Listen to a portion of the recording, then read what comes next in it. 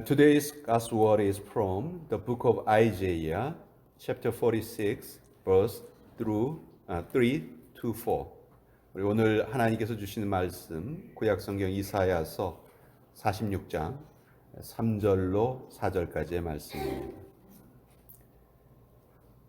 하나님의 말씀, 우리 한 목소리로 같이 받들어 읽도록 하겠습니다. 시작. 야곱의 집이여, 이스라엘 집에 남은 모든 자여, 내게 들을지어다. 배에서 태어남으로부터 내게 안겼고 해에서 남으로부터 내게 업힌 너희여, 너희가 노년에 이르기까지 내가 그리하겠고 백발이 되기까지 내가 너희를 품을 것이다. 내가 지었은즉 내가 업을 것이요 내가 품고 구하여 내리라. 하나님의 말씀입니다. 아멘. 자, 이 시간 잠깐 기도하겠습니다. 하나님의 말씀을 받는 이 순간 하나님께서 말씀으로 우리에게 다가오십니다. 온 우주를 창조하신 능력의 하나님, 무에서 유를 만들어내시는 기적의 하나님, 상한 갈대를 일으키시고 꺼져가는 촛불을 되살리시는 회복의 하나님께서 말씀으로 우리를 찾아오시고 이 시간 우리의 마음을 두드리십니다. 주님, 말씀하시옵소서. 우리가 듣겠나이다. 예수님의 이름으로 기도합니다. 아멘. 자, 사람은 이러이러한 존재다. 이렇게 정의하는 말들이 많습니다. 사회적인 동물이다. 경제적인 동물이다. 유희적인 동물이다. 도구적인 동물이다. 저는 여기에 더해서 인간은 안기는 존재다. 안기는 동물이다. 이 말을 더하고 싶습니다. 우리 사람은 안기는 존재입니다. 여러분, 갓 태어난 아기를 한번 생각해 보세요. 그 갓 태어난 아기를 엄마가 어루만져주고 안아주고 품어줍니다. 엄마는 안아주고 아기는 안깁니다. 여러분, 안기기를 싫어하는 아기가 있을까요? 아마 한 명도 없을 겁니다. 또 만약 아기가 엄마에게 안기기를 거부한다면 아마 제대로 이 세상에서 살 수도 없을 거예요. 아기는 엄마 품에 안길 때 가장 만족스러운 미소를 짓고 엄마는 그 모습을 보면서 가장 큰 기쁨을 느끼게 됩니다. 여러분, 아기가 이 세상에 태어날 때 웁니다. 그렇죠? 울어요. 엥 하고 우는데 왜 울까요? 네. 여러분, 아기한테 한번 물어보셨어요? 왜 우냐고? 네. 학자들이 말하기를 자기를 엄마한테 돌려보내달라고 우는 거래요. 그때까지 따뜻한 엄마 뱃속에서 살고 있었는데 딱 이제 완전히 다른 세상에 나온 거잖아요. 그래서 아기가 야, 큰일 났다. 그래서 엄마한테 자기를 돌려보내달라고 이렇게 표시를 하는 것이 우는 거라고 합니다. 이것을 출생 충격이라고 부르는데요. 그래서 그 순간에 간호원이 즉시 아기를 안아줍니다. 근데 신기하게도 이렇게 안아주면 아기가 울음을 그치는 것이죠. 우리 중에서 이 과정을 안 거친 사람은 한 사람도 없습니다. 그래서 저는 이 모습을 통해서 하나님께서 우리에게 알려주시고자 하는 그 말씀이 있다. 저는 그렇게 생각을 하고요. 하나님이 누구신가를 바로 아기를 품으시는 그 어머니의 모습을 통해서 하나님 우리에게 알려주시기를 원하신다. 저는 그렇게 생각을 합니다. 하나님께서는 우리를 안아주시고 어루만져 주시고 또 품어주시는 좋으신 분이십니다. 오늘 본문에서 보면 이사야 선지자가 하나님이 이런 분이시다 하는 하나님의 말씀을 대언하고 있어요. 내가 너희를 품을 것이라. 내가 지었은즉 내가 업을 것이요 내가 품고 구하여 내리라. 하나님께서는 그저 하늘에서 우리를 내려만 보시는 분이 아니시고 또 이렇게 해라 저렇게 해라 명령만 하시는 분이 아니시라는 겁니다. 하나님께서 우리를 안아주시는 분이시다. 여러분, 마라스무스라는 병이 있어요. 이유 없이 몸이 약해지는 병이에요. 이 병에 처음 이름을 붙인 분이 미국의 르네 스피츠라는 의사였습니다. 이분은 특별히 고아들에 대한 마음이 아주 많이 열려 있었던 그런 분이에요. 이분은 2차 대전 이후에 특별히 양육시설에 맡겨진 아이들을 연구하기 시작했습니다. 그래서 이분이 일하는 병원에 아기 때부터 고아로 맡겨진 아이들이 많이 있었어요. 그래서 이 닥터 르네는 그 아이들에게 아주 영양분을 잘 공급을 해줬습니다. 또 위생시설도 아주 청결하게 잘 유지시켜줬어요.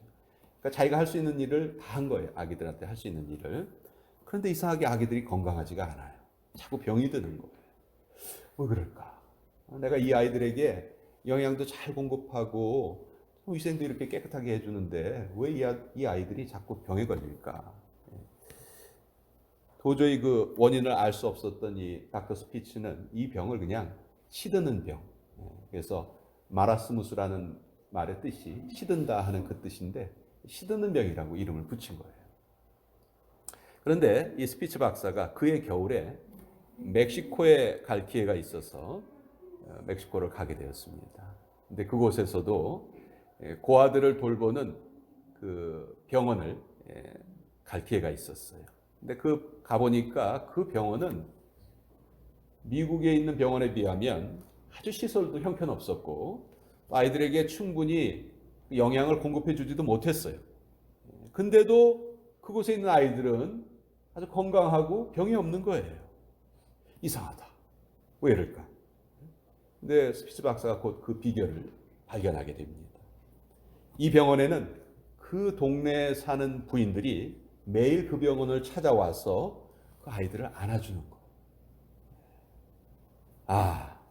아이들은 아무리 음식을 잘 먹여도 행복하지가 않구나. 아이들은 안아줘야 건강해지고 행복해지는구나.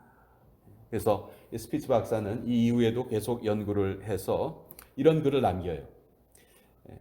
품에 안기는 아이는 건강하게 자랐다. 그런데 피부에 접촉이 없이 자란 아이들은 점점 약해졌다.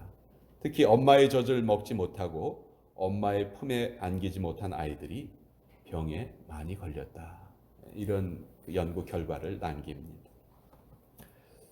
우리도 하나님 품에 안겨야 합니다. 자주 안겨야 돼요. 하나님은 우리를 일부러 찾아오셔서 우리를 안아주시는 너무도 좋으신 분이에요.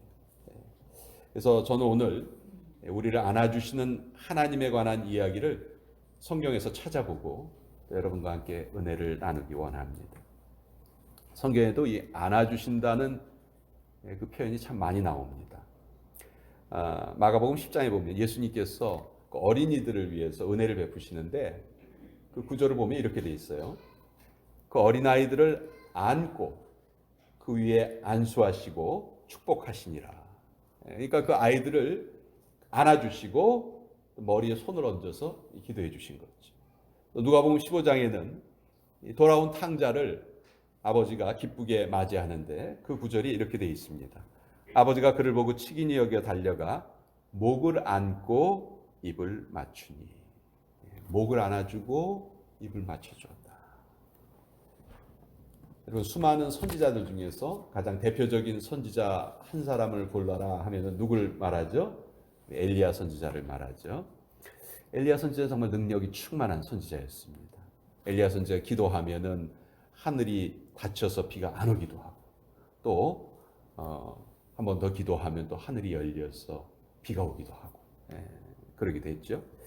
근데 이런 능력의 엘리야 선지자가 이세벨 왕비가 자기를 죽이기로 작정했다는 말을 듣고 놀래서 광야로 도망을 갑니다.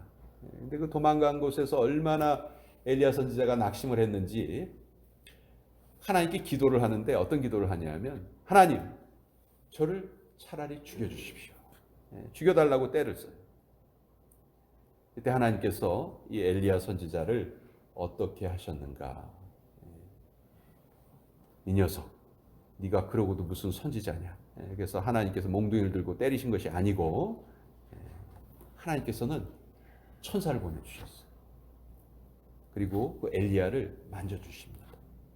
열왕기상 19장 5절에 보면 천사가 그를 어루만지며 그에게 이르되 일어나서 먹으라 하는지라. 또 열왕기상 19장 7절에도 여호와의 천사가 또다시 와서 어루만지며 이르되 일어나 먹으라. 두 번이나 천사가 찾아와서 낙심한 이 엘리야를 만져줘요. 먹을 음식도 주고 마실 물도 줍니다. 그래서 엘리야가 이때 이 천사의 어루만짐을 통해서 새로운 힘을 얻고 40주 40야를 쉬지 않고 걸어가서 하나님의 산에 이르렀다. 열왕기상 19장 8절에 보면 이에 일어나 먹고 마시며 그 음식물의 힘을 의지하여 40주 40야를 가서 하나님의 산 호렙에 이르니라. 이런 구절이 있습니다. 하나님께서는 엘리야가 가장 힘들 때 엘리야를 찾아오셔서 안아주시고 만져주셨어요. 마찬가지로 우리가 가장 힘들 때에도 하나님께서는 우리를 외면하지 않으시고 우리를 찾아오셔서 우리를 만져주시고 안아주시는 좋으신 하나님이시다. 신약성경을 보면 예수님께서 병자를 고치실 때도요, 얼마든지 말씀 한마디로 고치실 수 있잖아요. 말씀도 안 하고 그냥 생각으로도 고치실 수 있었을 것 같아요. 그냥 텔레파시로. 그런데 예수님께서 병자들을 고치실 때는 일부러 만져주시고 고쳐주신 경우가 참 많아요. 모두가 기피하는 문둥병자도 예수님께서는 만져주셨고요. 열병에 걸린 그 베드로의 장모도 예수님이 손을 대서 고쳐주시고, 눈이 먼 시각장애인도 예수님께서 그 눈을 만지시고 고쳐주셨어요. 또 누가복음을 보면 4장 40절에 이런 구절이 있어요.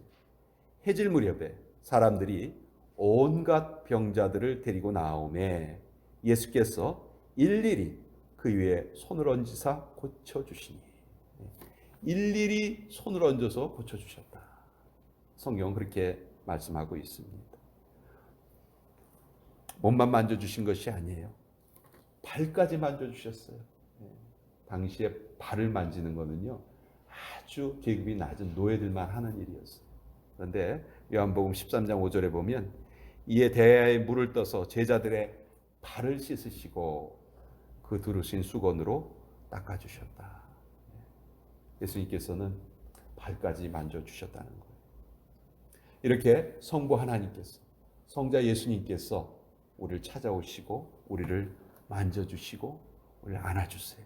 얼마나 감사하고 얼마나 황송한지 모르겠어요.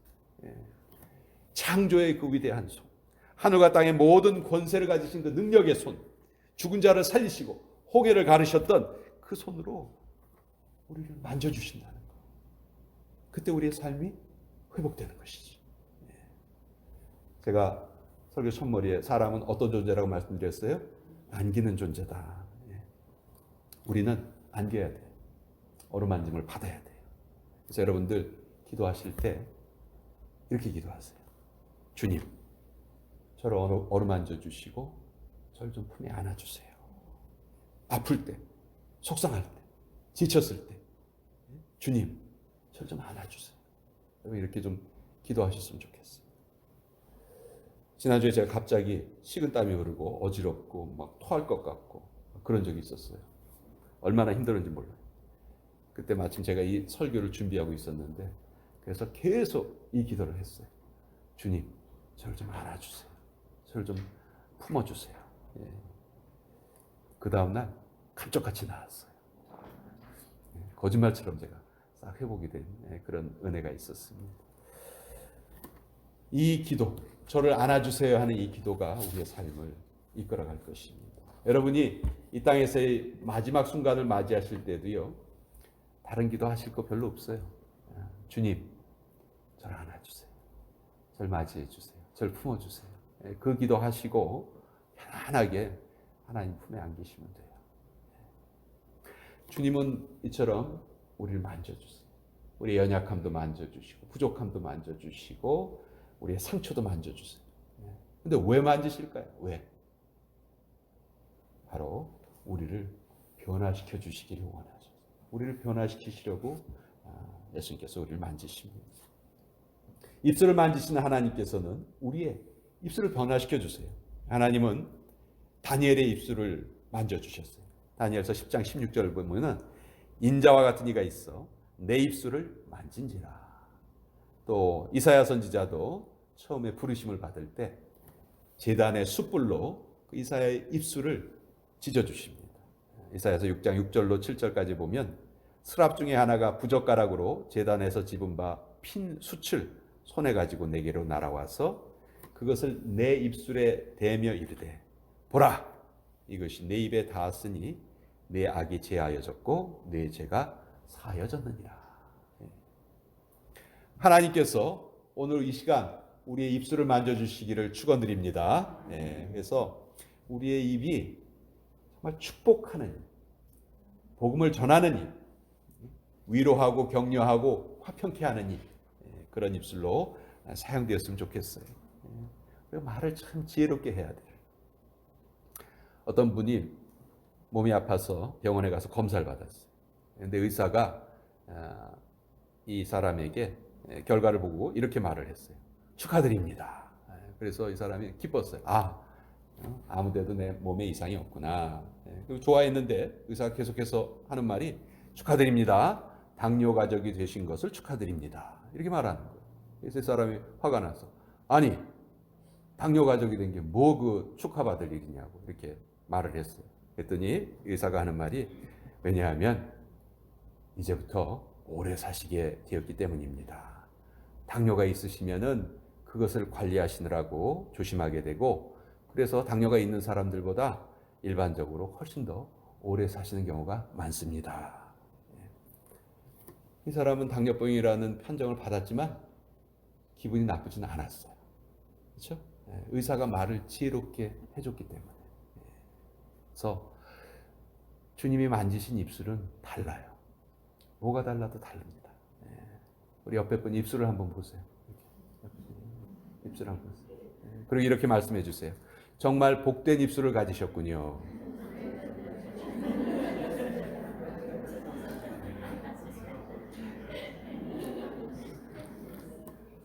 주님은 또한 우리의 마음도 만져주십니다. 그 강팍했던 삭개오의 마음을 변화시켜 주셨고요.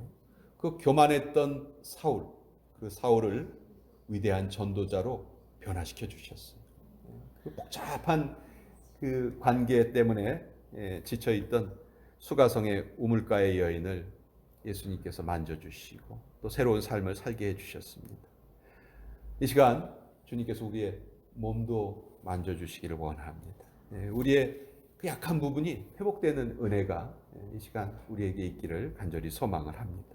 주님께서 우리를 만져주시면 우리는 반드시 회복돼요. 강해집니다. 우리 주님께서는 우리의 삶의 모든 환경도 만져주세요. 세상의 모든 흐름을 주님이 손에 쥐고 계시는 거예요. 여러분, 모든 국제관계를 주께서 이끌고 계심을 믿으시기 바랍니다. 지금 미국과 중국, 남한과 북한 아주 복잡하게 얽혀있는 이 모든 정치외교의 관계도 사실 주님께서 이끌고 가시는 거예요. 트럼프니 시진핑이니 김정은이니 다 자기가 결정 내리는 줄 알아요. 착각하고 있어요. 그렇지만 역사의 주인은 하나님이시다. 그 주님이 우리를 사랑하고 계신다. 그래서 우리는 주님 품에 안겨야 되는 거예요. 주님 오늘 이사야서 본문에서 반드시 우리를 품어주실 것이다 약속하셨어요. 우리가 이 약속을 꼭 기억하고 살아야 됩니다. 영적인 잠에 빠지면 안 돼요. 일어나야 돼요. 38년 된 병자가 벌떡 일어난 것처럼 우린 일어나야 됩니다. 주님의 손을 잡고 함께 일어나십시다. 그래서 우리 모두 주께서 맡겨주신 일을 힘을 다해서 이루어드리는 복된 인생들 되시기를 다시 한번 축원드리겠습니다. 기도하겠습니다. 주님, 우리가 무엇이길래 우리를 이토록 사랑해 주십니까?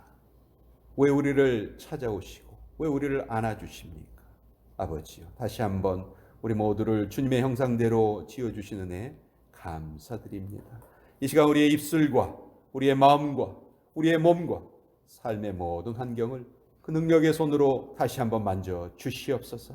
늘 주님 품에 안겨 살게 하여 주시고 천국에 부르시는 그 순간에도 기쁘게 그 영원하신 품에 안기게 하여 주시옵소서. 예수님의 이름으로 기도합니다. 아멘.